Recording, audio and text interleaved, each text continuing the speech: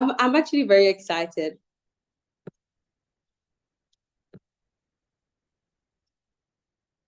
Kenya, okay. South Sudan, wow. I'm excited. I believe strongly that Africa is well represented in this leadership conference, and I'm glad. I'm glad for that. Okay. So if Dr. Emmanuel Simba Maleka is with us, if you could give me a hi, Dr. Emmanuel Simba Maleka. Hi, how are you, Daisy? So I'm good by God's grace. Thank you so much. We would love to hear day one and day two's recovery. Do you have our attention? Yeah, thank you very much for this wonderful opportunity to give a recap about the previous sessions. I'm so much interested in day two because it was really eye-catching and groundbreaking, where we heard wonderful speakers from across Africa giving their transformative opinions and knowledge as regards leadership. Yesterday, our moderator was Richard, Mr. Richard. He was so eloquent. He was so informative in that we really had a good time. And I'm sure if you attended yesterday, you must have witnessed that happen. Yesterday, we heard about four speakers, one of who was Theo Masango, who is a communication expert that really left us shaking. She gave a groundbreaking statement that communication is an art and it only gets better with practice, and that I accept. I believe each and everyone really saw that as something that they need to practice over and over for them to better themselves for good personal development and career growth. We also had Mr. Ramiz had name Baktia, who is currently in Canada, who talked about the strategies for conflict resolution. And this left very many people wondering because there's always a myth that goes that conflicts only happen between two fools. But then he broke that myth by saying that actually, where there is two ways people, it is always most likely to have conflicts. So, meaning conflict resolution is necessary if you have to forge a way forward to sustain development moving forward. Yeah, he gave us a story of the Naupam girl that was really touching, but yet inspirational. Yeah, so it really gave us hope that as leaders we expect hard times, but again things change. So you have to keep hopeful because as a leader you have to be the wheel of hope. If you don't instill hope in the people you lead, then you're more or less not a leader. We had Miss Jessica Mishama, who talked about building strategies, especially in alliances. She said alliances are supposed to be a mutual relationship whereby both parties contribute. It's more of like an interdisciplinary kind of relationship where different parties come up and there is mutual benefit, not just not it's supposed to be like symbiotic. It shouldn't be parasitic. So you need to know which kind of allies you bring on board, because some of them are not developmental, but they rather take away what you have. So you need someone who's going to contribute to your growth. That's why she went on and encouraged having multidisciplinary teams. We also had Mr. Isaac Aboa, who talked about changing the African narrative. And that was something that really left us wondering, how do you change the narrative? People think Africa is supposed to be maybe backward, Africa is not ready for maybe moving forward. Africa is not ready for development, which is something I also give an opinion about, that in Africa, in my opinion, just like my president, His Excellency President Yoweri Kaguta Museveni, the President of the Republic of Uganda, put it that Africa has all the resources it requires, but we are just not ready for economic development as yet. What we need is social economic transformation that will lay a foundation for any development that will come moving forward. Thank you very much. Emmanuel Maleka Simba from Uganda. I'm the head of Health Department, African Young Leaders Foundation, and I'm happy to attend day 3 to listen to the wonderful speakers. I'm sure they are going to be so articulate, eloquent, and above all, so informative, just like the previous speakers have been. Thank you very much, Miss Daisy.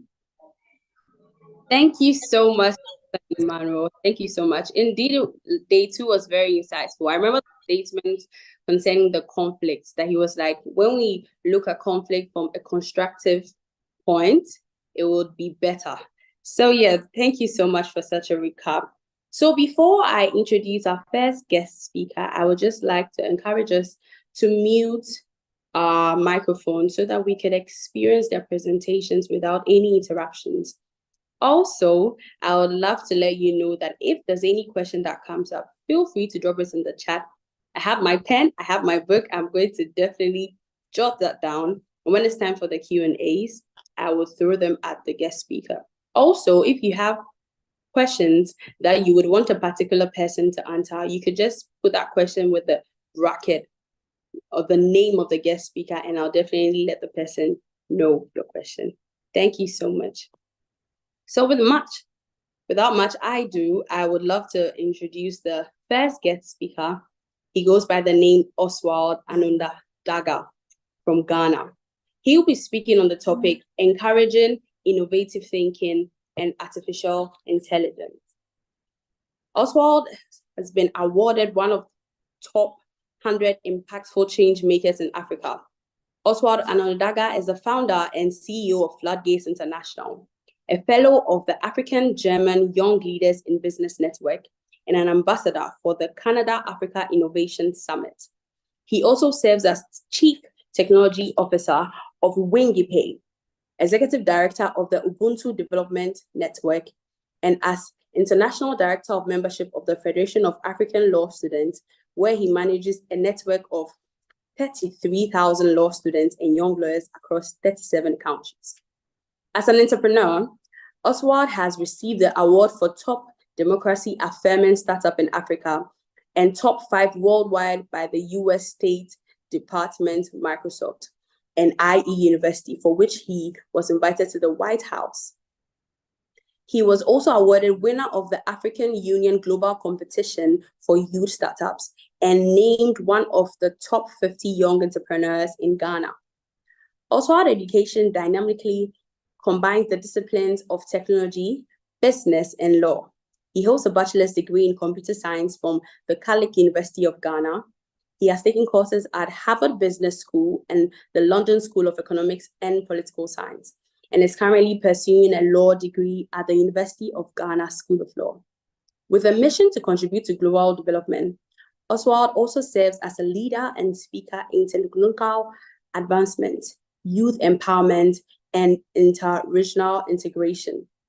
He has spoken on these topics at events such as the United Nations Annual Forum on Business and Human Rights, the Intra-African Trade Fair, the African Union Office of the Youth Envoy Democracy event, the Third African Peer Review Mechanism Youth Symposium, the Most Respected CEOs event, Ghana International Trade and Finance Conference, the Money Summit, the Inclusive FinTech Forum, the Women Lead Forum, and many others.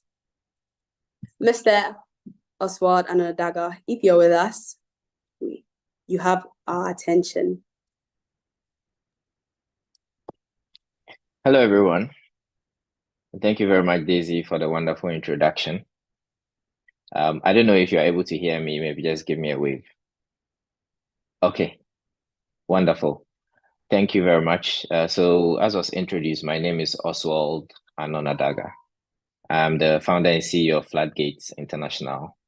And I'm going to be sharing with you about encouraging innovative thinking and artificial intelligence. So while deciding on the format for this presentation, I decided that I was going to share a number of core ideas that add up to the principles that I have used in my leadership journey and the work that I have done and the work that I am doing. And I'm going to be sharing some of these things with you in a short presentation. One of my number one sayings is that inspiration is greater than education. And therefore, I am not looking to educate, but to inspire.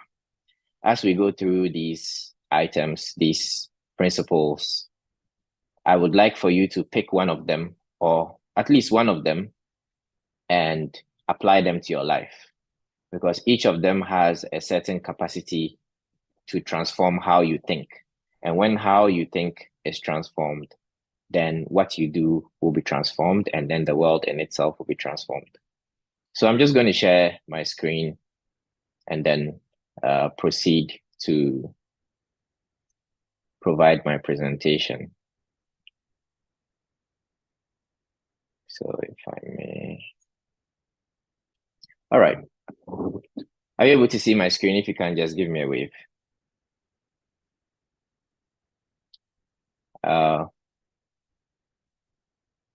Okay. If you can see my screen, just give me a wave. Okay, great. So leadership through innovative thinking and artificial intelligence. I'm going to share the first idea with you, which is there is no becoming. You either are or are not. And the title of this slide is Why Not Now? When we listen to a lot of people speak, especially some of the leaders of today, they refer to young people as future leaders. And generally, this is an erroneous idea, which says that you are not a leader today, or it gives you the mindset that you are not capable of being a leader today, or you are not qualified to be a leader today, but you may become a leader someday in the future. And one of the effects of this is that it causes you to lose time and to lose impact that you could be having today, thinking about doing it in the future, thinking that you are going to become something in the future. But one of the things that I have learned that actually guides my mind, my thinking, and my work is that there is no becoming. You either are something or you are not. And one of the big ideas around this is that when you start seeing yourself as something, you start going to the places where such a person would go and acting within that capacity. So the encouraging word that I would want to share with you from this slide is see yourself as a leader today. See yourself as a builder today. See yourself as an innovative person today. Don't say, I am learning to become an innovator, or I'm learning to become a leader. I'm studying to become a leader. I hope to become a leader one day. You need to have the mindset that you are a leader today and you can take action today. You need to claim your place among the change makers of today. An interesting fact when you look at history is that you realize that many of the people who changed the world throughout history were mostly between the ages of 25 and 35 years old. They were young people who actually effected these changes across the world. A lot of the people who won independence for our nations were within this age group. They were all young people. It was the youth that created the changes. The top companies in the world today, Google, Facebook, Instagram, all of these large companies were started by university students who were around the age of 20 and 21. You do not need to wait to become a leader. You do not need to wait to become a change maker. You can do it today. So, like the title says, Why not now? Moving on to the next idea, which says, we must draw the future in faster. And this is about having a sense of urgency about everything that you do. There are very few instances of people who moved slowly and took their time, who actually had any form of impact in this world. Even in Ghana, Kwame Nkrumah, the great Pan-Africanist, was known for saying that self-government now, while the incumbent parties were saying self-government sometime in the future. It was only the person who came in and said self-government now who was able to win independence for the nation. And this is about having a sense of urgency. If you want to see change, you must desire to see the change today. You must act like the time that you have is running out, because it is running out. Many things will change, and you would have to generally speed up all the work that you are doing to be able to achieve it faster. The third idea is to not inhibit yourself. And I shared this when I said everything that I plan to do in 5 years, I decided to do this year. The strangest learning was that I did not need 5 years. There are many things that I plan to do, and I said, when I achieve this, then I'll do this, because I felt like I would grow to a certain point, I would reach a certain level, and then I'll be able to do it. However, I just decided to do all of those things at once, immediately. And strangely, I was able to achieve these things. And I realized that thinking about doing things in 5 years because maybe I might be in a certain position was not a good way of thinking. It's best to do what you want to do today. You don't need to become something else to do what you want to do. When you start doing what you want to do, everything that you need to become, you will become. The world is shaped by nothing other than force of will. You will realize in many meetings where things are decided that it's usually one person who wins other people to their ideas that gets their views embedded in their decision. Sometimes someone will have the ability to object to something in a meeting, but they don't do it, and something else goes through. All the laws that you see passed, all the decisions that you see taken, all the policies that are implemented across the world, all of these things are decided usually by one person or a group of persons' force of will. Anything that you see in the world came into existence or is the way it is because of the force of will of certain groups of people or one person. The interesting thing is that you can totally change the world if your force of will for that particular thing is strong enough.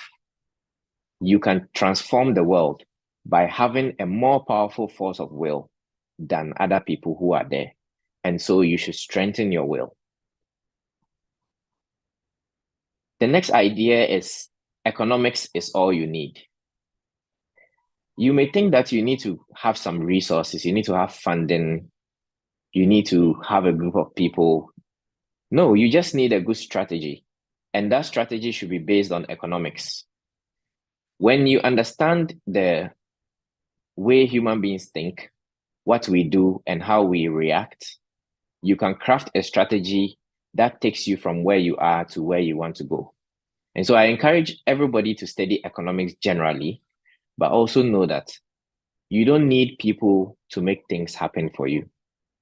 You just need to be able to feed the demands with your supply, understand the changes that go on in the world, the decisions that people make, and be able to craft a strategy around it. Now, in order to finalize, I would share a tweet that is not mine, but it's one of the greatest tweets that I've ever seen. And sometimes it's really quite funny when I remember it at any time.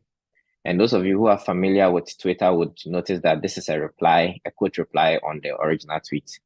So the original tweet says, "The youth can walk faster, but the elders know the road." And this is usually used to say that even though you are energetic as a young person and you are capable, you probably do not know how to go about what you want to do. And it is the elders who must show you how to do what you want to do. This generally is good thinking in certain areas, but generally I do not really subscribe to it. Because in today's age, things have changed. As you can see, someone came in and replied saying that the youth have Google Maps. And that is something that has changed today, especially with the onset of the proliferation of artificial intelligence. Previously, things that you would have taken a long time to learn, to know, are now readily available to you through the use of technology, through artificial intelligence. Over $100 million was spent to train models such as GPT-4 and 5, GPT-3 and 4, that people are using all over the world. And you can ask any question about any topic and get a near accurate answer for what you need. You can learn entire courses, entire programs. You have this information and this knowledge at your disposal. This is a great advantage that young people on this planet have never ever had in their time. Now, with information communication technology, you can create a WhatsApp group and have people from across the world being a part of it, and you can work together towards a goal. Here we are sharing knowledge to people in multiple countries on a single call in real time. You do not need to grow up to a certain stage to be able to achieve what you want to achieve. Everything that is capable of being achieved can now be achieved by you as a very young person with today's technological tools. Now, my final point is the cost of anything is everything. When you set out on a journey, a lot of people think that when they make 3 moves, things will change. Things rarely change, and people are not accustomed to change. In fact, a lot of people will fight change. And so you must be ready to sacrifice your time, your energy, your priorities, because there is going to be a cost. And most of the time, if not all the time, that cost is everything. If you want to achieve something and you are ready to give everything for that one thing that you want to achieve, trust me, it's just a matter of time, as long as you don't give up. And what I've learned is that as you go along, at every stage, you realize that something must be sacrificed. Probably your time, your energy, sometimes your dignity to achieve what you want to achieve. And you must make the decision.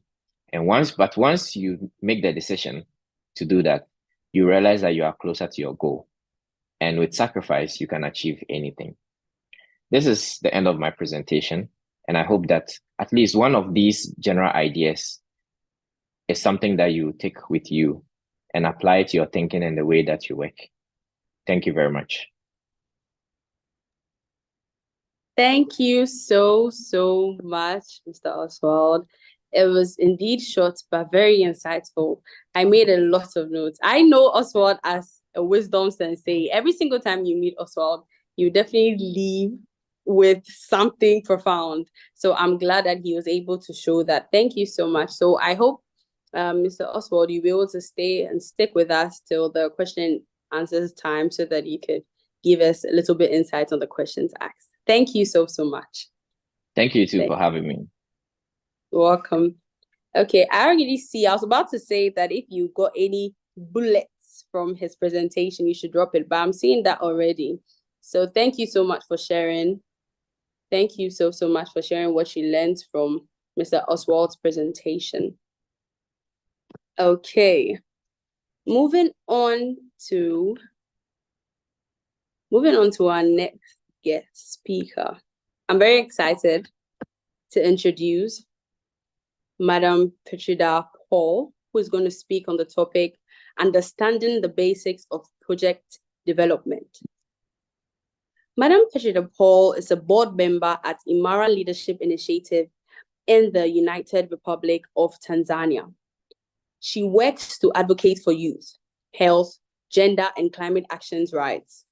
She previously served as an African Union Youth Advisory Council to the first African Union Youth Envoy on an appointment role by the chairperson of the African Union Commission Youth Advisory Board for Youth in Conflict, Violence, and Insecurity under the Office of the Commissioner of Human Rights Geneva Office, in partnership with Education Above All and Silatech. She led the coordination of youth engagement with border communities to counter trafficking and illegal migration by advocating for gender equality, access, and impacts to climate change under the EAC Youth Ambassadors Platform, African Union, GIZ Border Program. She holds a BA in International Relations from the University of Dodoma and a postgraduate in Economic Diplomacy, the Tanzania Mozambique Center for Foreign Relations in the United Republic of Tanzania. A Commonwealth Point of Light awardee recipient from Her Majesty Queen Elizabeth II in 2018 for her voluntary work to campaign to end gender-based violence in Commonwealth. It's a singular honor to once again introduce to you Madam Petrita Paul, speaking on the topic, understanding the basics of project development. So Madam Petrita, if you're here, you have our attention.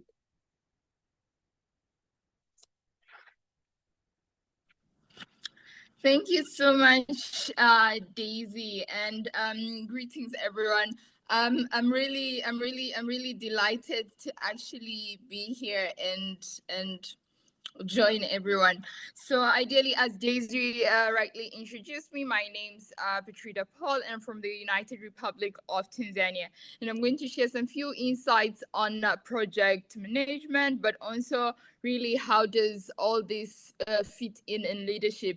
Just to break off the ice, ideally, it's been a great 2 days session coming on to the third day today. And I think this conference has brought about a lot of people that are attending from different countries and different nations, which shows the commitment of young people, but not only young people, but also experts and various leaders to ensure that the different youth issues are addressed, but also it's a capacity building session that ensures that everyone who's joining and everyone who's also speaking in the session gets to learn from each other. I think I've heard from my colleague Oswald, who really shared great insights of the previous session, but also the past 2 days. I think we had really great remarks from Theo, Daniel Obal, but also my good friend Nadia Abdallah.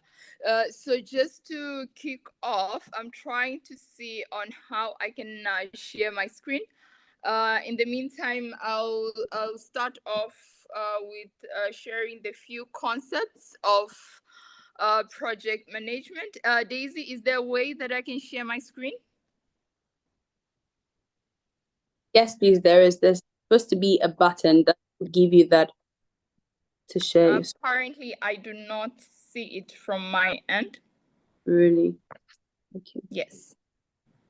Okay, so try exiting, and then you should see back to meeting, schedule, and share screen. So should I leave the session and join in? So on the top part of your screen, you should see an arrow. Do you see that? Not really. Let me just proceed in the meantime and be mindful of time. So I'm going to share some few insights on project management. And for those who I do not have the screen to share with you, I can be able to share these slides to the participants later on. So ideally, just to brief in, project management is more of a learning journey whereby as an individual, as a person, you have to actually know which direction you are heading to ensure what particular project you're working on, especially looking at your learning journey. How will you be able to find your true north and the whole concept of the project cycle, but being mindful of the theory of change itself. So ideally, when I talk about finding your true north, it means that before actually implementing a project, you really need to know which direction you're heading and why do you want to implement that particular project, the challenges that is facing the community or society, and what solutions do you plan to address, so as that can be fitted in. And there's a need to seek clarity of purpose. So the why, the who, the how, when, where, and what.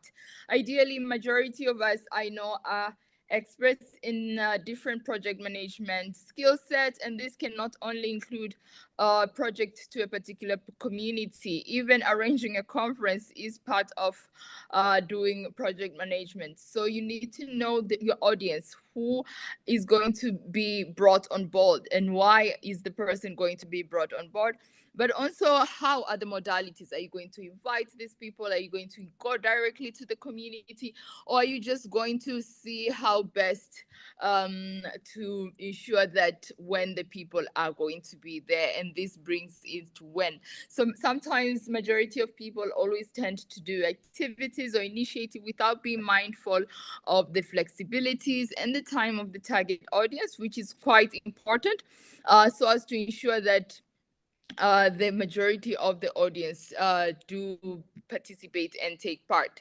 especially when you're looking at sessions that might have different time zones, different engagement modalities, and the likes. And I just wanted also to share on different areas that can be able to shed a bit of light on project management skills. That includes analyze, plan, research, solution and development, and execute. So in order to ensure that you are going to implement a successful foreseen project, you need to be able to do a lot of analysis and research on a particular problem that you have to implement on the ground. So instead of saying that you're going to do an activity, let's say on challenges of COVID-19, for example, in community X and Y, well, in real sense, that particular community is not affected by COVID-19, it means it's going to be a failed project and it's not going to meet the demands of that particular community. Or either you might be supplying oxygen to a community that does not need oxygen, but might rather be in need of vaccines. So those are the different elements that are critical when you're doing project management. Analyze, and a lot of research. But a lot of planning is involved to ensure that you have different solutions that are going to be brought on board, and this can be able to guide you on how further to develop and execute. So there are several things that one might consider while doing different project management skills. That includes being able to anticipate what the outcomes might be and be able to look at what are the intended outcomes. And this can be, for instance, one might have different interactive issues that they might want to foresee, but also there might be other outcomes that might actually be rated to time, cost, and scopes. So when you are actually working on looking on the anticipated outcomes of your project, you need to factor in how are the modalities going to be done, especially the time that is going to take place. Most of the times projects tend to take place in an interval of an year, 3 months, or some even 6 months. They can also be a short-term project of 1 week if the time is utilized effectively and the cost allocation is handled effectively, especially when the scope is of near reach. You are not anticipated to implement a project that is covering, let's say, 10 provinces, states, or counties or regions in an interval of 1 week if you do not have the right resources or enough time to ensure that you go to all these areas. But also I wanted to share a bit on project design, which is not a linear process, we call it. There's a lot of project design issues that we say it's a vicious circle, because a project design can't be a flat line, whereby there are a lot of issues involved. There's a process of design, and there's a process of constraint, and the process of checking, is this actually working? And I think we've seen it in a lot of institutions, a lot of projects, not only at individual level or institutional level, but even at government and national level, whereby a lot of investors will come in and invest a certain amount of money, but at the end of the day, there might be complications or constraints attributed, let's say, to climate change, issues of we've seen a lot of issues of different cyclones that are happening, that are totally destroying compounds, totally destroying roads and facilities. So you'll find that there is a need to always think through and try to come up with new strategies, actually, to ensure there is enough impact and modalities that are working, especially in the changing global era.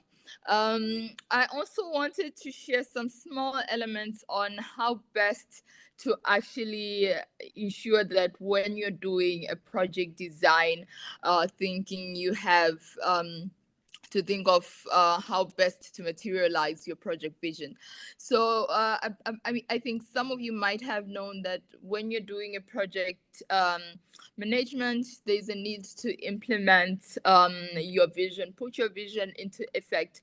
So you might think or have a vision to impact a community of 100 students per se. Actually, you cannot impact it in your mind, but you have to put it in reality. So how are you going to do it? Are you going to organize a forum? Are you going to organize a community outreach event and have all the students come on board? But also you have to be mindful of the different gender and targeted age groups that you are going to include. But there's a huge element of how to empathize. So for instance, if you are conducting a research, or you are conducting sorry, I think your it's supposed to be the next slide. The next slide, slide number 8. So if you are conducting a research, or if you are conducting a particular activity at community level, you need to find ways on how to empathize. And when I mention the actual models of empathizing, I mean the need to know your community best. So how best are you going to ensure that, for instance, you're working in a religious society, being mindful that some activities on Fridays, people have to go to the mosque and pray, and then come back to continue doing those activities. So being empathetic on different activities implementation is key, but being able to define what exactly you are going to do. So for instance, you are going to a community and you want to do a research on then health facilities that are available in that particular community. You need to know exactly the number of health facilities and how are the health facilities accessible to the particular community. So by defining that, you can be able to know where your users are. And when I mean your users, your actual people, and where the problem exists. It might be the fact that it's not the inadequacy of health facilities, but the inadequacy of facilities and workers per se that can compete with the demand of the people and sick patients in that particular society. So that is the whole process of design thinking, but there's also a lot of ideation involved, prototype involved, and a lot of testing of your ideas. That's why some institutions like to do a baseline survey to see if this initiative or project will actually work, and if it doesn't work, they go by the papers again and actually look for better solutions that can actually put to effect. And moving on to the next is how to ensure that there is an influencing, learning, and collaborating circle, and whereby we talk about how you're going to be able to act and co-create different solutions that will help in your project management styles, but also being able to listen. I think we have had a lot of scenarios where people say that you are listening to hear but not to understand, and I think it's many times that a lot of people listen to hear and not to actually understand. So you really need to listen to understand to your community and society, being able to talk to them directly, face-to-face interaction, a lot of quarterly community surveys, and a lot of means to actually create a safe environment for them to talk. But also, how are you going to be able to collect the different informations? Some information might be true, some information might not be true, so you really need to be able to actually tone it down and see which information might be well and which information might not be well. And I think apart from that, you need to be able to interpret the information. Some communities do not speak in the local languages, or do not speak in the majorly spoken language, or even in English. So you need to be able to use community workers that can actually speak to them in the language they can understand, in the modalities they can understand. And this will enable you to disseminate and work on more issues that actually help you in doing your project initiative. And moving on to the next is how to have the ability to actually drive impact of your project. And this includes power and influence. I think we realize that any project needs sources of funding, but also it needs the right people on board. And I'm not saying that some people are not the right people on board, but you need influencers. So influencers, I'm talking about decision makers and policy makers and people that can actually get the job done. So have people that are aware of the project. So if it's at community level, the direct community that you're involved in should be part and parcel of that project. But also try to see how best to involve other people that are not aware of the project but can potentially be allies, and this can drive an interest of more advocacy work, especially to ensure that your project reaches an audience, but also reaches a bigger influence in the society. So how best can you create a theory of change for action? I think majority of the theories of change for action are driven by the communities, and these are driven by the fact that you can have different challenges that can be able to be unpacked, but also be able to define your visual roadmap. So I think some of you who are already doing a lot of project management work do employ the theory of change, which serves as your guiding document or guideline towards your project implementation, but helps to look at different ways on how to actually put you on track and not divert into another element. And just be mindful of time. I think I wanted to share also on the road of project management. So there is a way some people call it, and it's in the next slide, that there is a way that you can actually measure project management from not a linear road, but a road that has different curves and turns. So from vague and lofty goals, we call these scattered goals that you actually initially start with when you're doing your project design, but also looking at language that might not be inclusive, a lot of over promising. A lot of us promise to go back to the community to do a high impact, high end project. And a lot of us promise sometimes that we might be able to offer a lot of support to a community while we know there's limited funding, but also not measuring impacts or outcomes due to the inability to actually meet the target outcomes. But all this is part of the journey to ensure a successful project management at the end of the day. You need to face the challenges. So as you can reach their successes. And moving on, how can you best stay focused on your project management? So you actually need to be specific and clear, and that is less is more, and ensure that you use a language that is easily to understand. For instance, you can be easily to talk of what you're doing, but some people might not be able to understand it. Stick to what you might need to deliver in areas that you know. Don't go in areas beyond that you might not know. So it's best to involve the actual people on the ground to help you on areas that you might not know or have influence on.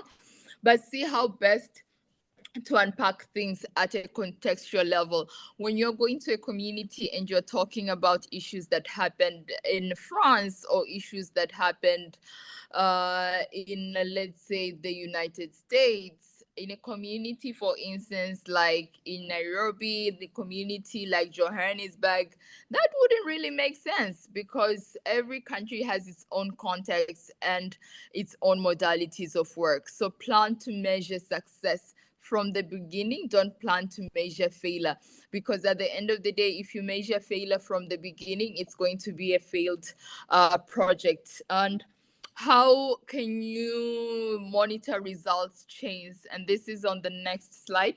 So you have to have a lot of inputs and a lot of activities that can help inform your output, outcomes, and impact. And if not now, when? So ideally, you need to have that linear scale to ensure that you measure your results change and be able to open and adjust effectively to ensure that the different results meet the targeted demand. And there's a particular quote I would like to share. I think we've all been sharing quotes. If there's a constructive engagement among key stakeholders on different political, economic issues, then it will improve information flow and lead to a shift in policy and decision making. So there's the need to have that constructive engagement, especially amongst different stakeholders you're engaging. You do not need to be very aggressive. You do not need to be very negative. The more you create your mind into negativity, the more you might not actually help to deliver the targeted outcomes, because there will be constraints from start. And last but not least, I think there is a need to have clear working governance and workflow from people in all your project management ideas. What are you planning to bring? How will you go about it? And where is the change we want to make? So these are the particular elements I really wanted to share. And I'm sorry my slides were a bit long, but I think there can be some elements that can grasp your attention today, but also we can co-create and co-learn as we move in this conference. And that's all from my side. Back to you, Daisy. Thank you so, so much. I believe your slides were just perfect. The number of your slides were just perfect. I'm sure we'll all agree that she's really giving us the cheat code to project development, honestly. I'm sure you can agree with me. Before I go into the next item, I would like to welcome everyone again to day 3 of the AYLF Leadership Conference. I'd like to welcome our YouTube family, yes, to the AYLF Leadership Conference. I'm sure you're learning, and I'm sure you're also dropping your comments at the YouTube section. Also, I would like to encourage us that as and when we are done with this session, you can go on the AYLF conference. And if you want to reach out to any of our speakers, we have tagged them in their individual accounts. Aside that, I'm sure you could reach them on LinkedIn. So feel free. I also encourage that we drop our questions in the chat box, just like we did for the speaker one. And then we'll definitely attack them in the Q&A session. Okay.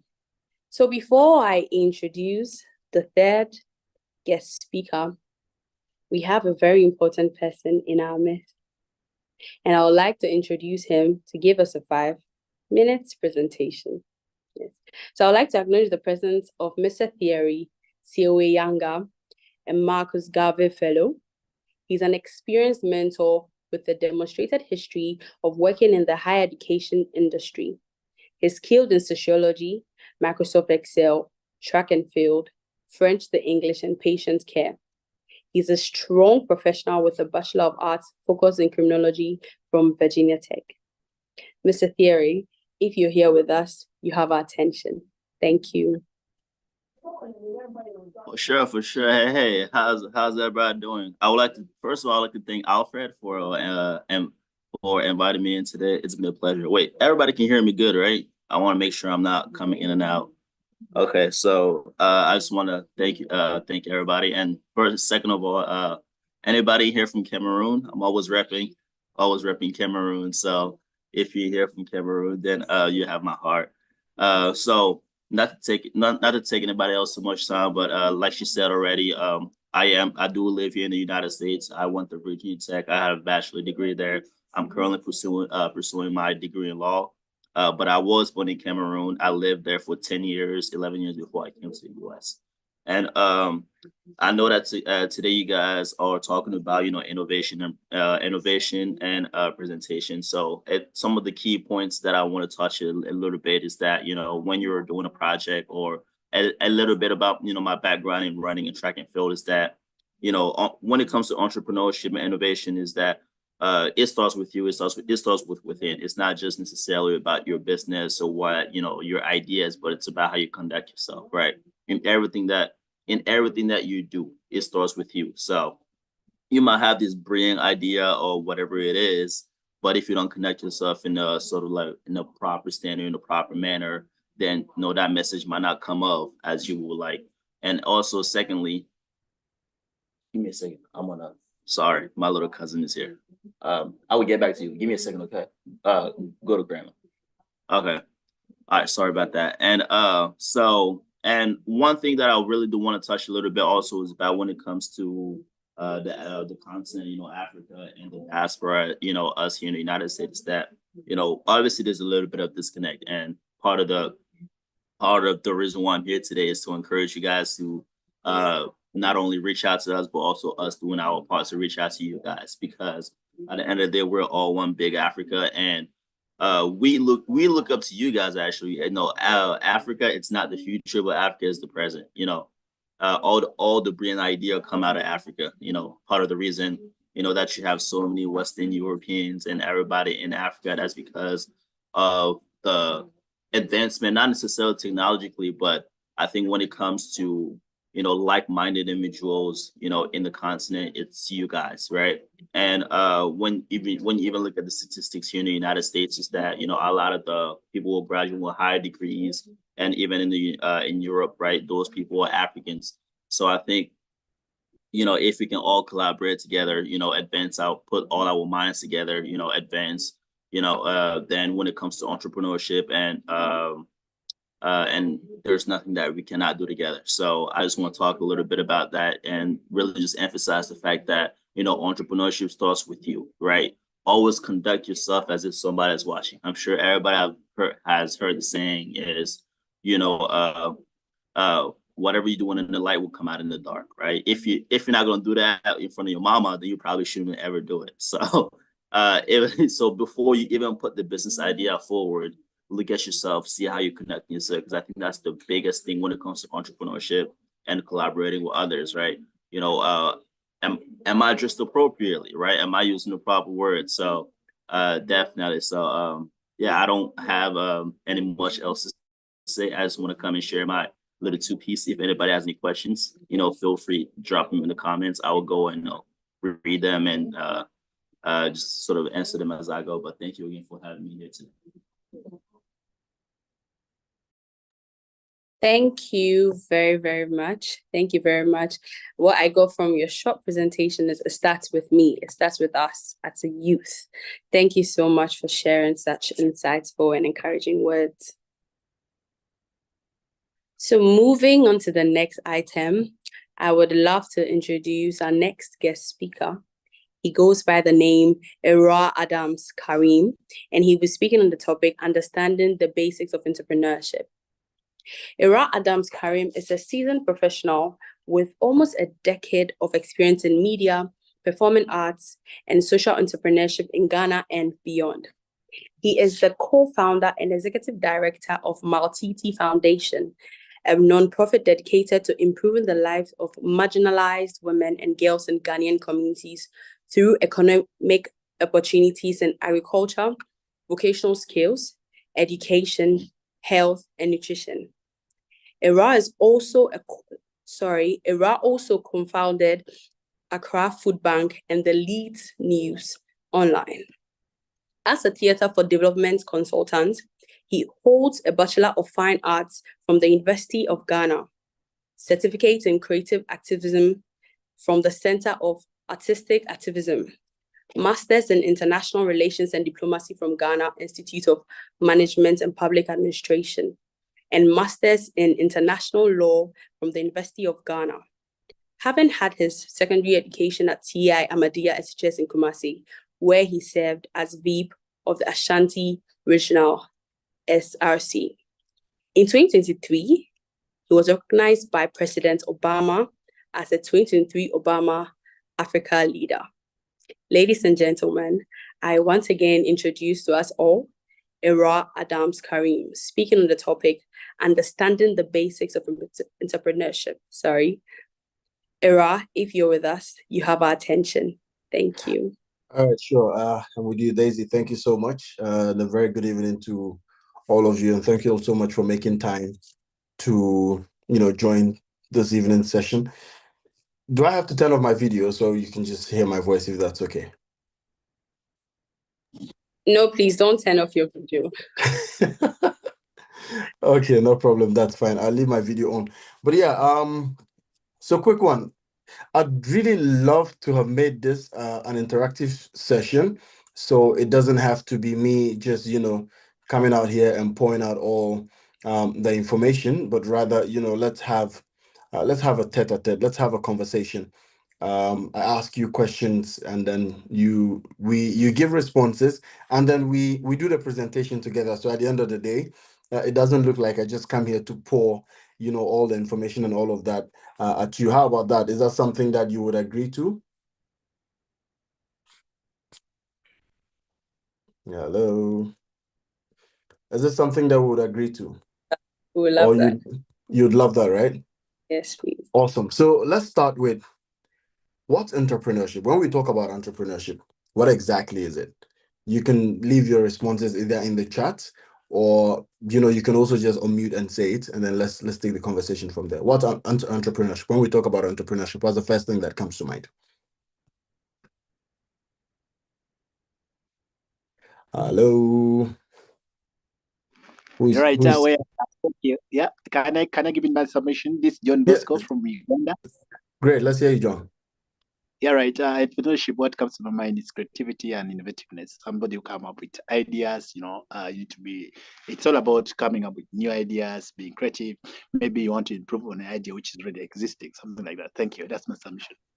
Okay. Yes. Next person, improve on an idea that's already existing. Creativity. Yep. Good evening. Yeah, good evening. It's Helena from Namibia.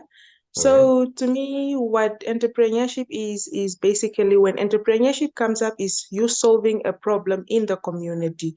So focusing on what problems are in the community and how can you actually turn in this, come up with a creative solution to this problem that will enhance not only your community, but the country at large, and also probably globally at large, which at the end of the day, you are going to make money, but you are actually solving a solution. So a problem. So it's you finding a solution to a problem and turning it into a good idea and running a business from that. Thank you. Okay, finding a solution to a problem. Yes. Next one, I'll take one more, and then we'll take it from there. Hello. Yeah. Hello. I'm from my name is Maulid. I'm from Somalia. Entrepreneurship is we can say in two idea, a new idea, an old idea that existed before, and also entrepreneurship is a new idea, new innovation, and to be part of the business and the part of the unemployment, minimize for unemployment in the country and the community, and part of the economic development in the country. and also we can say and the whole the country, the whole the world. So that's where, and I say thank you. Okay, so clearly what you have all said is right. Okay, all of you, innovation, creativity, finding a solution to problem. Someone says yes, creating a business to solve a need, and all of that is entrepreneurship. Absolutely perfect.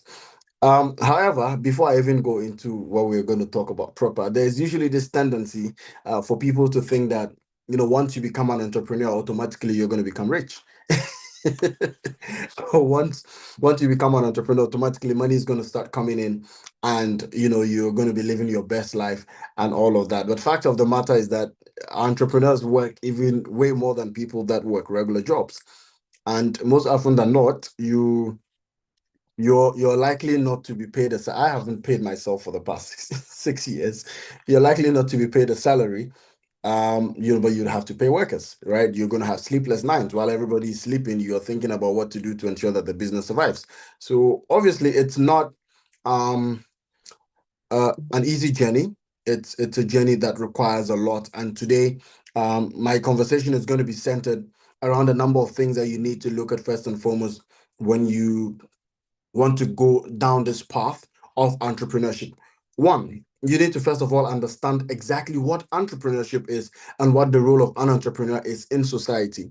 And that's why I first of all asked all of you what you thought about entrepreneurship. And then I love the responses that you gave, because you're talking about the fact that there's a need for problems to be solved. Okay, so for you to call yourself an entrepreneur, it automatically means that, or obviously means that, you have identified a need within society and you have decided to take steps to solve that need or to find a solution to a challenge or a problem. And while you're at it, you're making money, right? So for instance, Zoom Lion saw that there was a lot of filth in Ghana and decided to solve that particular need, and that's how Zoom Lion came about. Right? What's the name of the Tobinco Pharmaceuticals or NS Chemist or Kena Pharma or Poku Pharma, all of these pharmaceutical companies you're seeing saw the need to produce, medications locally, and they went into that space, and that's how they started. And so there's a business that saw the need to, the fact that people wake up early in the morning, they're rushing to work, sometimes they're unable to take breakfast at home, and blah blah blah and all of that. And so Coco King saw the need to start his business so he can sell breakfast in traffic to people who go to work very early. There was a need. Someone found a solution to it. So that's what entrepreneurship does. You identify a need and you start taking rightful steps in finding solutions to that particular need or that particular problem. So entrepreneurship is basically about solving problems. It's about finding solutions to challenges. I want us to get that understanding first. Now, once we have moved on from there, the next thing I'm going to talk about is the fact that one of the basic steps, of entrepreneurship, or one of the basic ingredients that you need is mindset and skills, right? So in order for you to become an entrepreneur, you'd have to, first of all, develop a mindset of resilience. You'd have to develop a mindset of adaptability, and you'd have to develop a mindset of continuous learning. And I would go into all of these ones. It's just, I know I have very limited time, but I'll try to be as quick as possible. Now, the reason why you need to develop a mindset of resilience is the fact that things are not always going to work out as you expect it to work out. Things are not always going to be the way you want them to be.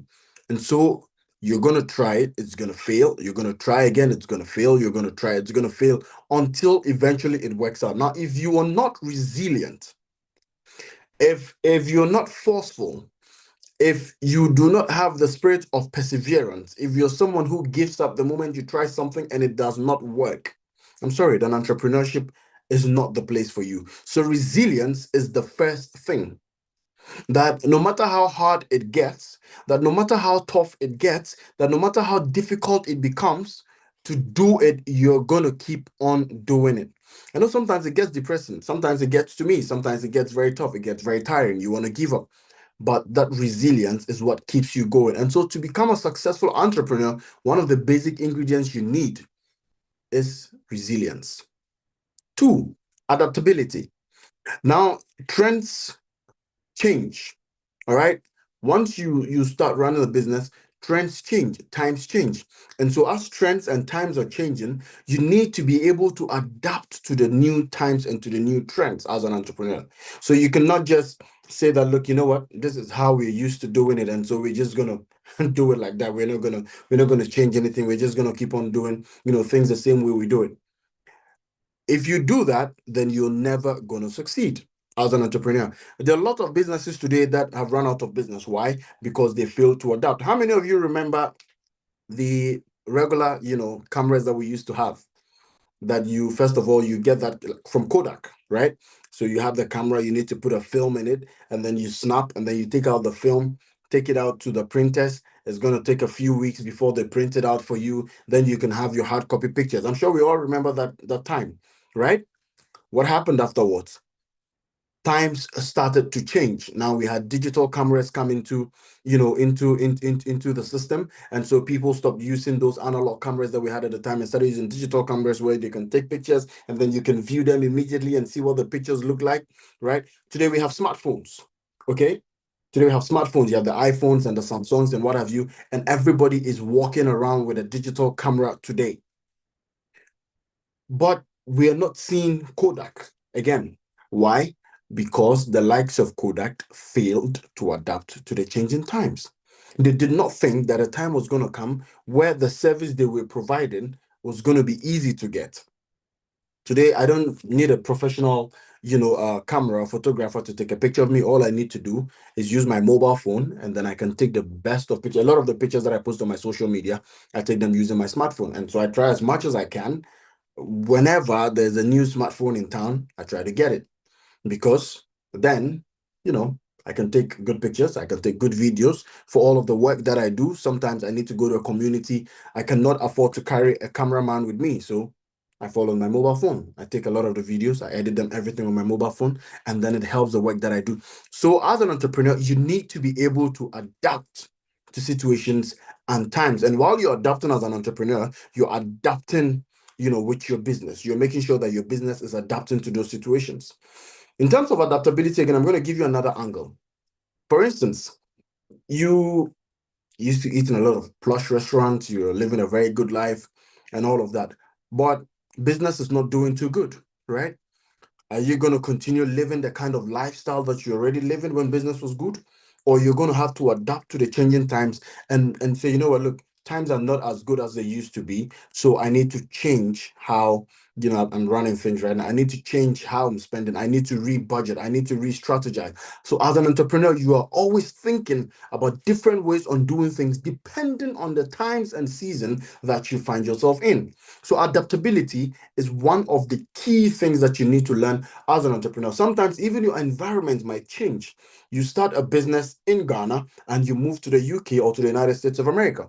You do not expect that the Ghanaian system applies to the American system. And so you'd have to adapt to the new system that you find yourself in. And so all of these things are things that you need to learn. I've talked about resilience. I've talked about adaptability. Continuous learning.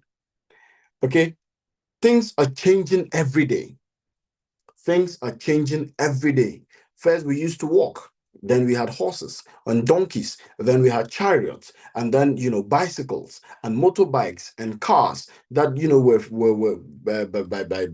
were we used fuel or petrol or what have you. Now times are changing. We are getting electric vehicles. We're getting vehicles powered by solar.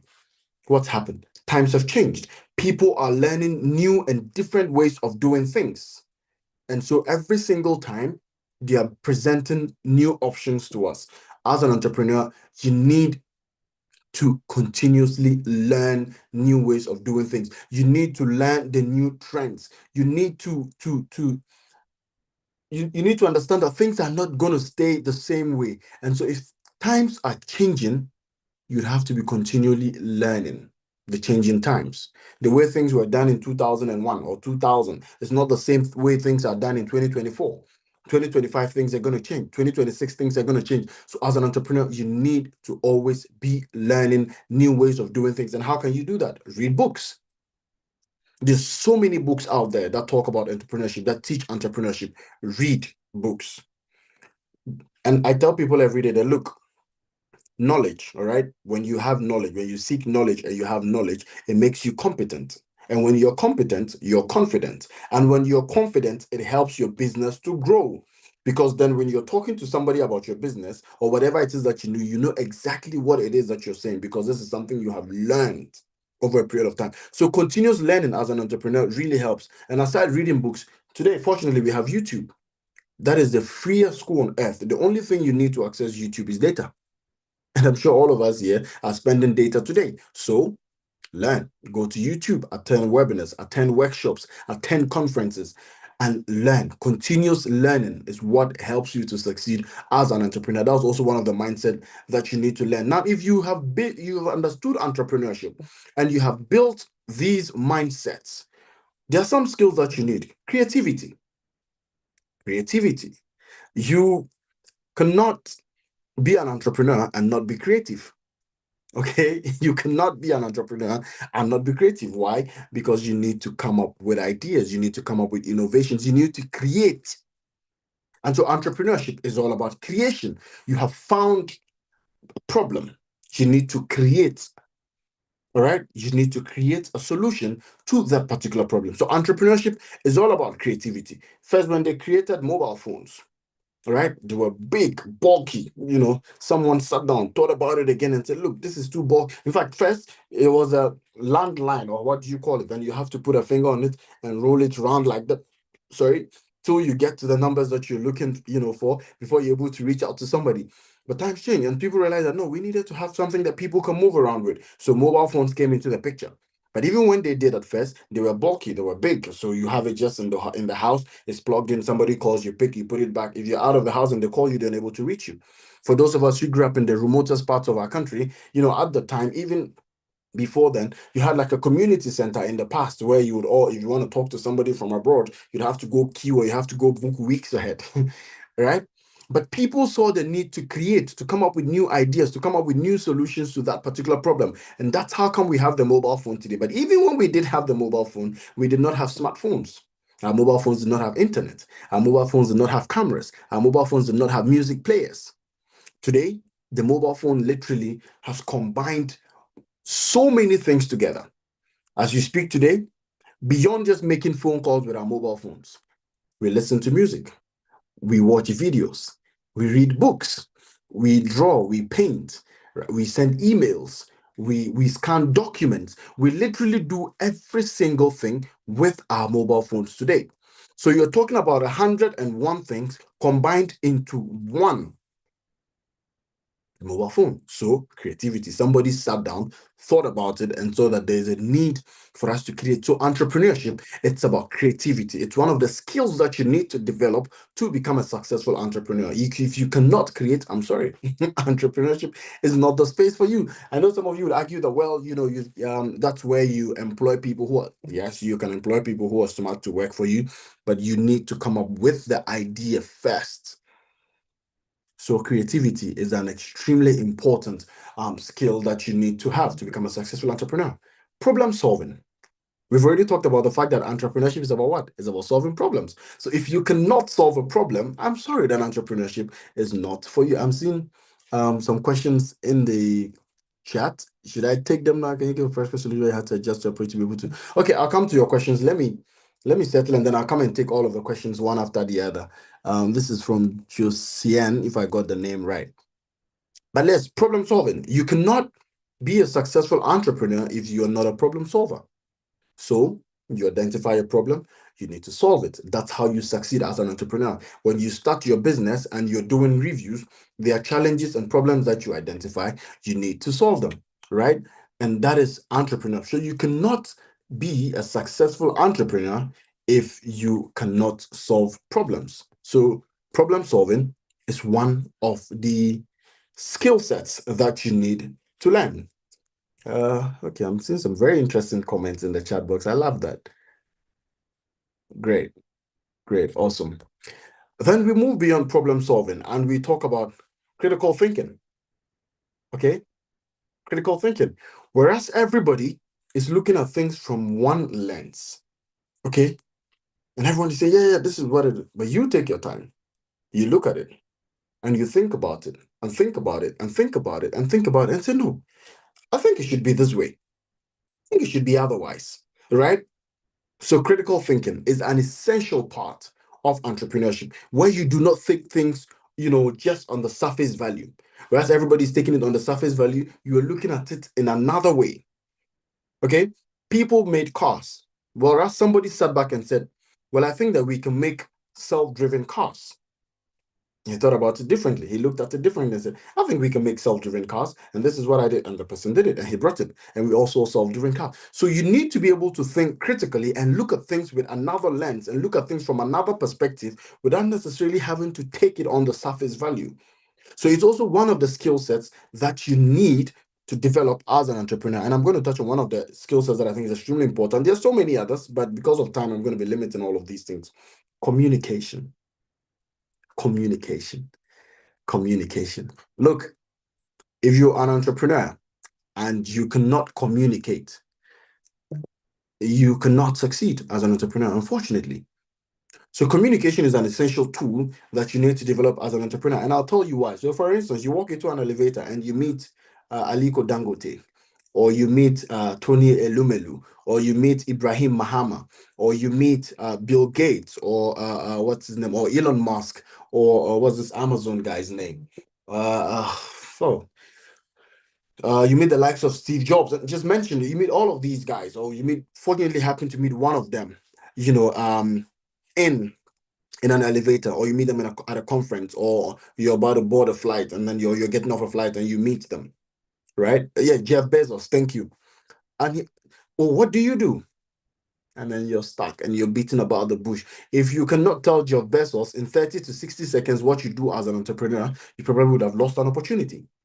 Right? If you cannot talk about your product that you're selling, you probably will have lost an opportunity. So as an entrepreneur, one of the essential skills that you need to develop is communication. One, how you're communicating with your team. Two, how you're communicating with your clients or your customers or your consumers, and how you're talking about your product to people. And so you need to learn the art of communication. And I talk about the fact that as an entrepreneur, you don't just talk about your product and say, oh, well, I'm selling this product. This is how much it costs. No. If you're communicating as an entrepreneur, you need to communicate. You need to talk about the fact that my solution or my product does this for you. It takes off this burden from you. It solves this problem for you. Not the fact that my product is nice or the fact that it's the cheapest one on the market. No. And so there are so many intricacies when it comes to the art of communication as an entrepreneur, but it's also one of the essential skills that you need to develop as an entrepreneur, public speaking. Because if you're unable to communicate, you cannot sell your product. If you're unable to communicate, you cannot find investors because you can't even explain what it is you're selling. You might have a brilliant idea, you might have an amazing idea, but the ability to communicate is what's going to make you stand out as an entrepreneur. And so communication is also one of those essential skills that you need to have as an entrepreneur.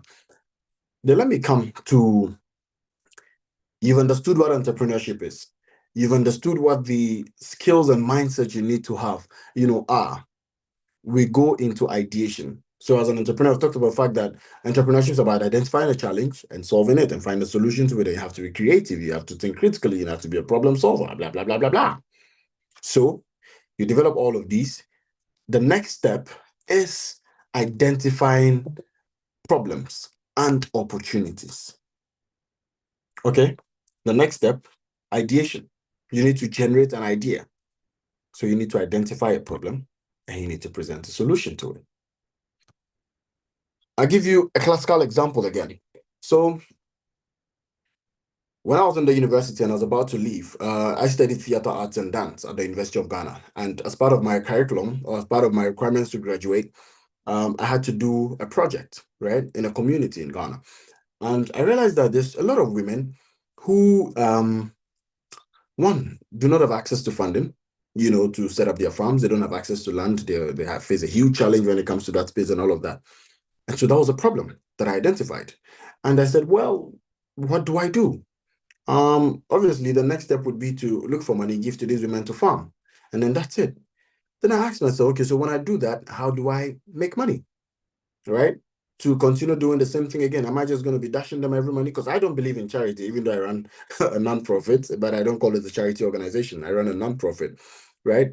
So what do I do to ensure that, or you can call it a social enterprise anyway. So what do I do to ensure that, okay, I can make money to continue running the same program again?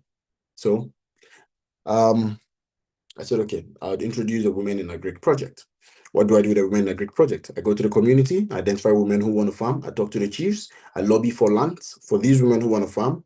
I get the lands, I provide the women with logistics, farm inputs. So they need fertilizers, they need tractor services to plow their lands, they need weedicides and pesticides and seeds to cultivate, they need protective clothing and all of that. So I draw an extensive budget, I raise the funds, I hand over to these women. I say, okay, this is the agreement. You're going to cultivate. I'm giving you interest-free. So whatever it is that I'm going for, you take it as though it's an interest-free loan. I'm not giving you the money, yes, but I'm giving you all of the logistics that you need. So take it as an interest-free loan to cultivate. Now, when you're done cultivating, you're going to have to pay me back exactly how much it is that I gave you. I don't want more. And I'm not going to take less, unless, of course, in case of emergency, right? Like maybe your farm gets burnt or there's flooding and yeah. So that's the agreement we signed. Now, when these women have done cultivating and they harvest over a period of, 7 to 8, 9 months sometimes, all I do is take back a number of quantity of the produce. So instead of taking physical cash from them, I only take a certain quantity of the produce that amounts to the same amount of money that I invested in their farms. Now, when I take this produce, obviously being an entrepreneur person and being a business person, I know that if I sell it immediately, when, that particular produce is in vogue, nobody is going to buy. Okay, or I wouldn't get a good price for it. I'm just going to sell it at the regular, market value that everybody's selling. I have my warehouse, so I store it in my warehouse, and I sell during the off season. So if ordinarily, I would have sold it at $20 a bag, during the immediate harvest season, I wasn't going to make anything. But if I wait and sell it during the off season, then I could make about $30 or $40 or even $50 sometimes. So I'm making some good profits on that. So I generated an idea. Okay. And then I looked at the idea, I brainstormed about the idea. All right. And I did my market research and understood that it was a viable space to get into, because I knew that there's always a time when those particular produce that the women produce people would be in need of it. So I had a warehouse, I store, and then I sell. So in idea generation, one, you need to identify a problem. And once you identify the problem, you now look out for the opportunities embedded in that particular problem. That's why I talked about the fact that Zoom Lion saw waste, he saw baller, he saw that in Ghana. But when he saw, a lot of us saw it and just saw it as filth. And we're looking at government and say, government needs to do A, government needs to do B, government needs to do C. He saw an opportunity within that problem. And he took advantage of that opportunity. And what he came up with his idea, he brainstormed about the idea, he refined the idea. And as we speak today, he's still refining his ideas, because he set up, a recycling plant and blah, blah, blah. They're recycling plastic and organic waste into fertilizer and a whole lot of things. And he also conducted a market research to validate his idea. Why do you need to conduct a market research? Because you need to understand that this particular product that I'm bringing to market, is this something that people would want to pay money for? And if they're willing to pay money for, how much are they willing to pay for it? Is it a problem that people are faced with? Is it a solution that people actually need that I'm bringing to them? So as an entrepreneur, you don't just get up and assume that because Amaka has started selling amala and what's the name of the amala and unkwobi, and she's successful, she's making good money, it also means that when I also set up an amala and unkwobi business, I'll make money. No. You need to first of all conduct your market research to find out if it's a product that people are in dire need for, and if people are willing to pay money for it, and if indeed it is solving a certain problem that people have. If you're able to conduct the market research to validate your idea, then you can pilot. All right. So you need to first of all have a business plan. As an entrepreneur, you don't just get up and just go and say, yeah, this is it. No, you've generated your idea, You've identified the problem, you've found opportunities within the problem, you've brainstormed and refined the idea, you've conducted your market research to validate the idea, you pilot it. But before you go ahead to pilot it, first of all, you must have a business plan. And the business plan must outline the vision of your business. It must outline the mission of your business. It must outline the goals of your business and the strategies that you intend to use to pilot that business and to push it out there. And while you're doing that, you must make sure that you set SMART goals. And when we talk about SMART goals, we're talking about what? Specific, measurable, achievable, relevant, and time-bound. So it must be specific. Okay, this is what I want to achieve at this time. I think Daisy's about to alert me that my time is up. Daisy, is that the case? I have 3 minutes. Daisy, can you make it 5 for me? Anyway, let me try and wrap up this. So I'm just going to run through the points, and then hopefully we'll get another time to go into detail. The time is very limited to talk about entrepreneurship. It's a diverse conversation. But anyway, so planning and strategy. I talked about setting SMART goals, right? Set SMART goals. Very, very important. Everything has to be time-bound. You need to have a business plan. And while all of these things are happening, you're refining the idea as and when time goes on. So planning and strategy is extremely important. You need to build a brand for your business. Branding is extremely important. You cannot tell me you have a business and not have a website. I won't do business with you. Because how do I validate? How do I verify who you are? So you need to build a brand as a business, as an entrepreneur. You need to have a personal brand as a person, and you need to have a brand for your business. And people should be able to connect your brand to you, right? And truth of the matter is that a lot of people are not necessarily going to buy from you or purchase your product or do business with you because of the product that you're necessarily presenting, but people are going to do business with you because of you, the individual. So what personal brand have you built for yourself? Have you built a brand that is credible? Have you built a brand that people will trust? Have you built a brand that people would see and say, oh, if this product is coming from Eura, if it's coming from Kareem, then I'm going to buy it, then I'm going to do business with him.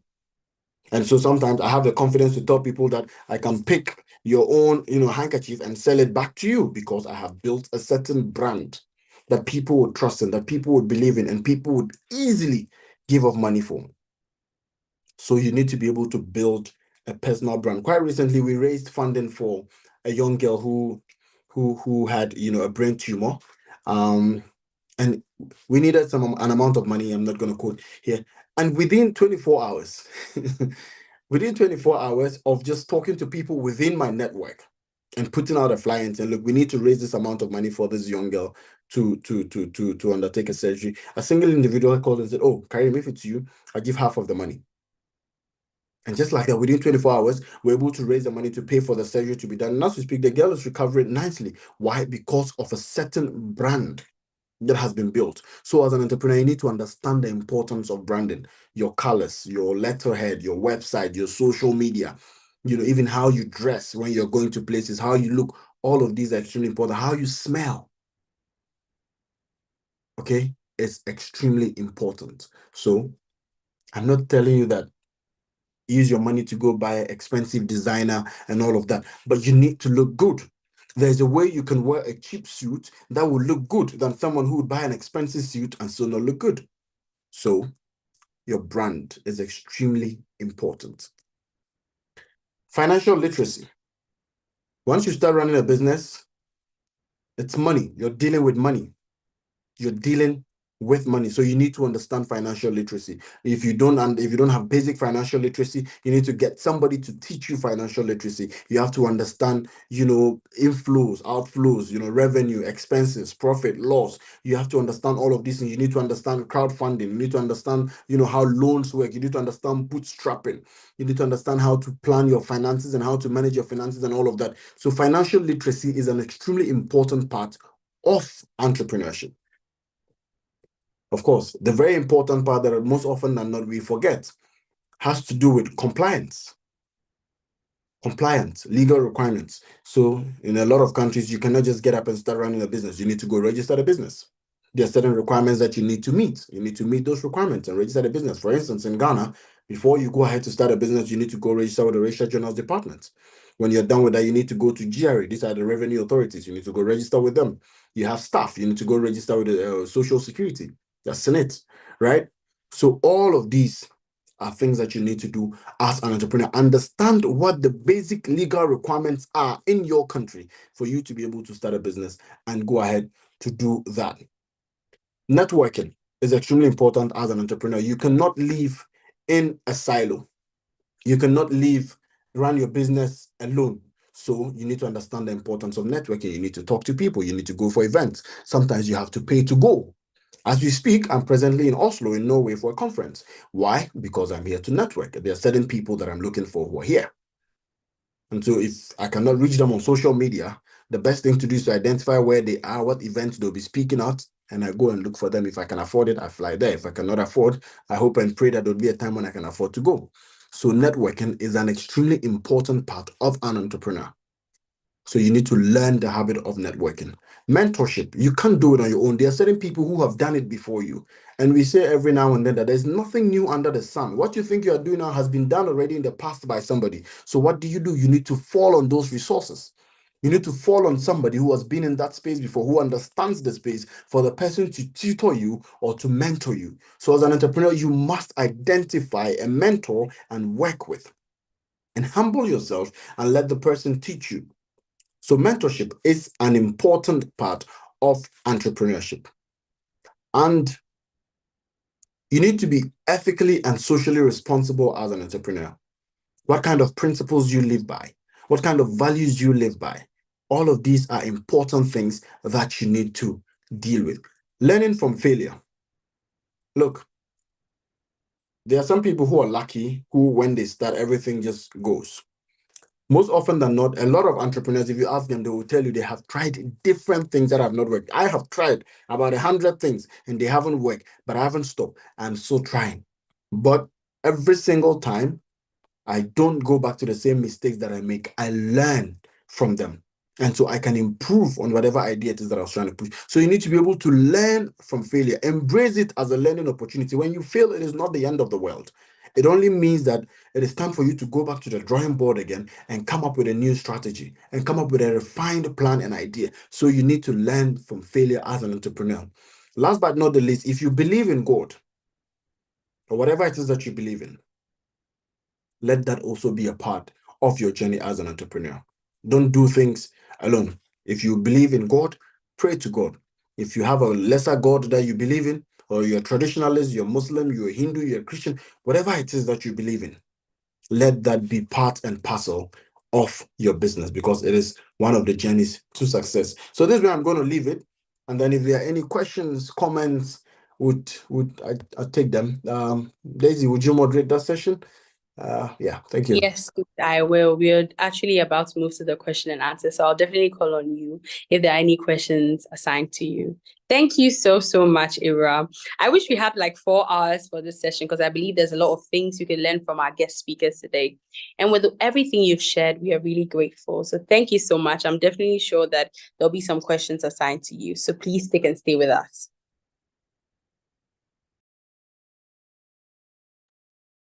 Okay. Good evening once again from Ghana. I'm pretty much sure that we've enjoyed. I can't have enough of our guest speakers. But then, honestly, I believe that a question and answer session will also throw more light on everything we need to know. So I'll just go straight to the question and answer session. We have about 20 minutes to take it. I would also like to encourage us, should there be any question that's not answered today, you could go on AYLF_foundation on Instagram. You realize that we've tagged each and every speaker. You could send them a DM and then send them the answers. And I'm sorry, send them the questions. I'm definitely sure that they would give you the answers to that. Or you could connect with them on LinkedIn. Thank you very much. So I'm moving on to the first question. And the question is from Emmanuel Maleka Simba from Uganda and is directed to Mr. Oswald Anonadaga. So his question is, indeed, technology has made life easy for this generation. But don't you think the introduction of AI, such as ChatGPT, is promoting laziness in the minds of youth? Sorry, so that question was from Josine Aldorf. Yes, so that's a question to Mr. Oswald Anonadaga. So Mr. Oswald, if you could answer this question for us, we'll be very grateful. Okay, it's an interesting question that comes up many times. And what we sometimes see, what we see most of the time is people feel like because AI is going to do a lot of thinking means that people will not be doing the thinking anymore. But that is if you take quite a lazy approach to the use of AI. For example, are you aware that 70% of time spent studying is organizing, reading materials, organizing materials, and then arranging them to be able to consume them? This means that looking for information from different articles, from notebooks, and in law, you have to go through cases and all kinds of things from about sometimes even over 1,000 years ago. And this is a lot of time that you spend actually trying to put the materials together. Now, if you use AI can give you all of that information immediately and you can ingest it quickly. That means that within an hour, you could probably study what you probably have used 3 to 4 hours to study when you had to go and look for all this information, find it, and then organize it yourself. The question that we need to ask ourselves is, when we stop thinking about the basic and mundane things, what new things can we create as human beings? Let's say that you want to invent a new kind of mobile phone, right? Having all of the knowledge and the understanding as to how the current mobile phones work and having that available to you whenever you need it would accelerate your creation of your new mobile device and allow you to focus on new things that are not that you would have spent many years trying to grasp, that you wouldn't have even gotten to after 3 to 4 years. So AI is not going to make anybody lazy who is not naturally curious, because natural curiosity is a trait that cannot be easily satisfied. Once you actually have a curiosity for something and AI allows you to be able to satisfy that curiosity or to be able to do that, then you would move on to the next thing. Like in economics, it's said that human wants are unlimited. Once a want is satisfied, a new one comes up. And that is exactly what we are going to see with AI. New fields are going to come up. People are going to start focusing on new things. And then as human beings, we'll start creating all kinds of innovations from the things that have not having to focus on the basic things anymore, because now we have AI. Thank you.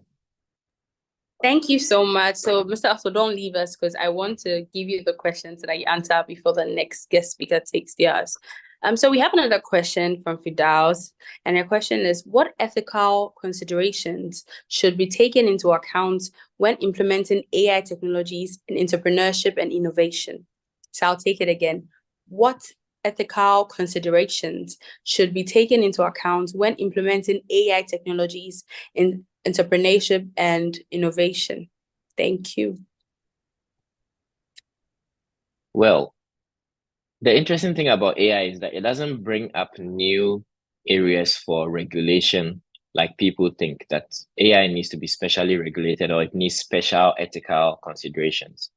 AI produces the general outcomes maybe at scale, right? The outcomes that we already know about. And so the existing ethical considerations that need to be taken with AI are the same ones that we need to take without AI. And that's where we need to consider data privacy, human rights, and a lot of other things, like creating opportunities for growth, preventing bias, amongst other things. These are things that already exist with technology. And even in the absence of technology, these ethical considerations already exist. AI is not creating new concerns for ethics that did not ever exist already. So we just keep doing what we keep doing. And then as we go along, we apply the same principles. Thank you so much. That was profound. Thank you so much for taking our questions. And thank you so much for joining us as a guest speaker. God bless you, Oswald.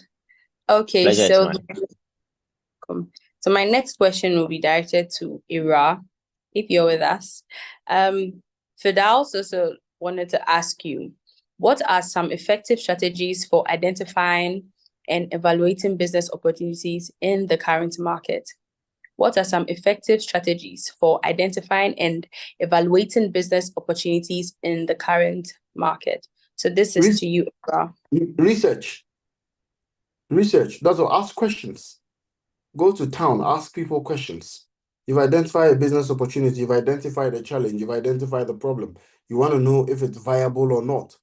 Ask people questions. And you can start with your friends, you can start with your family, start with your immediate environment. Oh, if what do you think about this?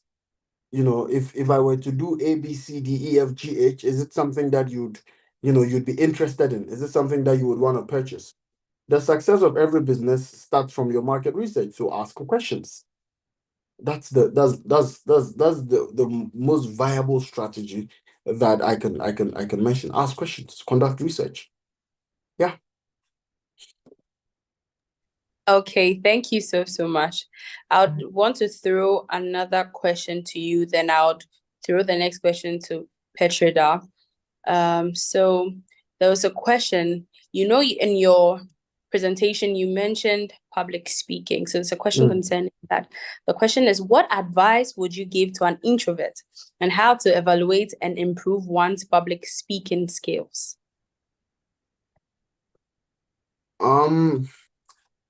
I talked about the fact that knowledge makes you competent and competence makes you confident. Yeah. So first of all, to be an effective public speaker, you need to have knowledge. So you need to learn, you need to read books, you need to go to school, you need to go online, read literally any and everything that you can find out about the space that you find yourself in. Now, once you have the knowledge and you become competent at it, practice. If you want to be able to speak in public, practice. So talk to a friend, put your friends together, talk to them in a small room.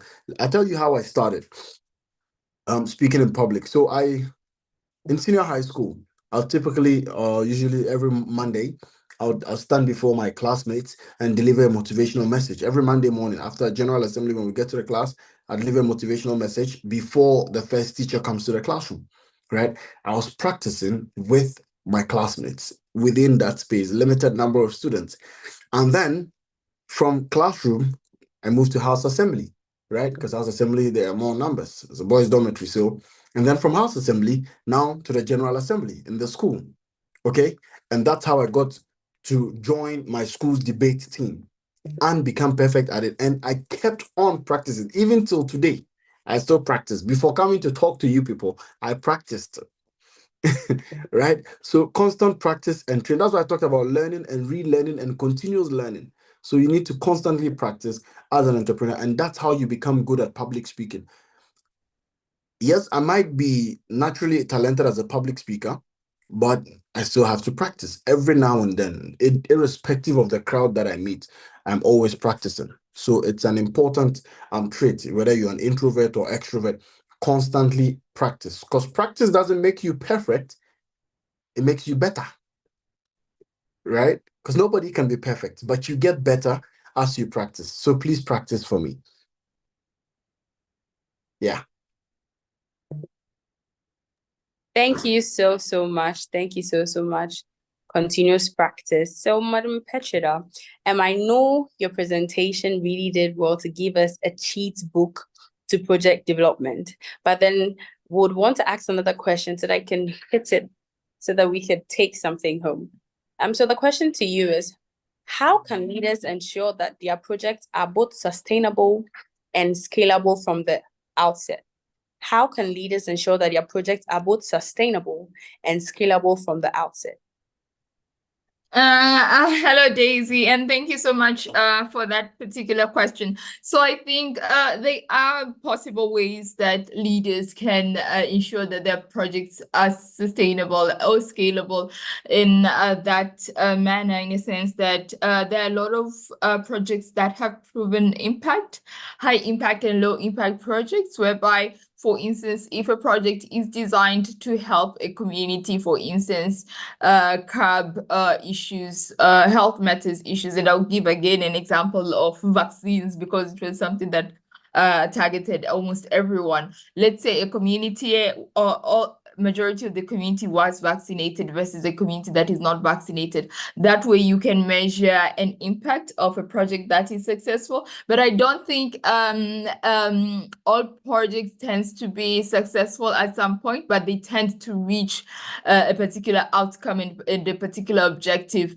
because at the end of the day, project accessibility relies more on the sustainability, and we have a lot of donor-driven projects that always have a low ending point and cease to exist after they cut off funding. So I think the success of the project can be determined based on the outcome that is reached, and especially the fact that majority of the people tend to benefit, whether it's building community roads, whether it's building infrastructures, whether it's building a huge trade conglomerate. But I think that's how we can actually say, yes, we've managed to reach a certain amount of success based on the project outcome. That's all from my side. Thank you so much. Before we end, I would like to give a big shout out to our YouTube family joining us. I want to say we see your comments, we see your questions, and if you're not going to be answered, we'll definitely direct it to the guest speakers. And hopefully there's another conference where we can dig deeper to the questions you've asked. So I'd like to say a big shout out to Hamadu Amadu, to Uwebasha Giovannis, to Makuncho Dresnel, to Eunice Nantongo. It keeps on going on and on. I see your comments and we are grateful. I see the chat is really, really educative. Honestly, after today's session, I think we need to go back, read the comments too, because I believe that Ghana and the rest of Africa, I believe that Kenya, I believe that Cameroon, I believe that Rwanda, we are really blessed with insights. We are really blessed with knowledge. Thank you so much to our guest speakers. Thank you so much, Mr. Oswald. Thank you so much, Mr. Thierry. Thank you so much, Ivra. Thank you so much, Madam Petrida. You've all been insightful. Yeah, I just saw a comment. Yes, we in Nigeria too. Yes, so thank you so much for taking time to pour into us. I believe strongly that Africa is blessed. We are a huge resource. And just imagine, and Zambia as well. And just imagine if this is the youth pouring to us. I'm just imagining how bright the future would be. And I'm grateful for all the participants, both on Zoom, both on YouTube, and anyone who's going to watch day 1, day 2, day 3 after this. Shout outs to Liberia, shout outs to Zimbabwe.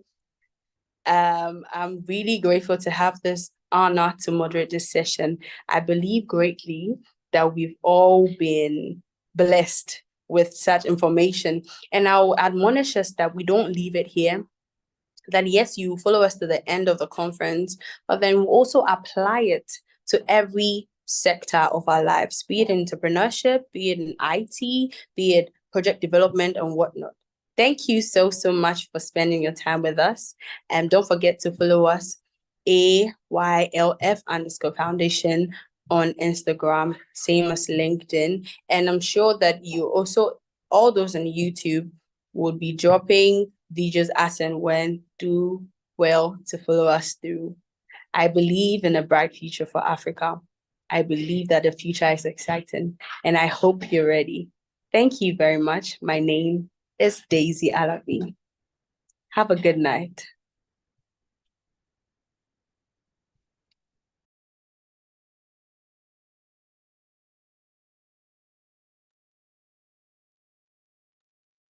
Okay, let's not forget to connect One Africa. We all have resources we can share, so don't forget to connect. Take someone's LinkedIn profile, Instagram profile. I'll go in the chat session myself and see.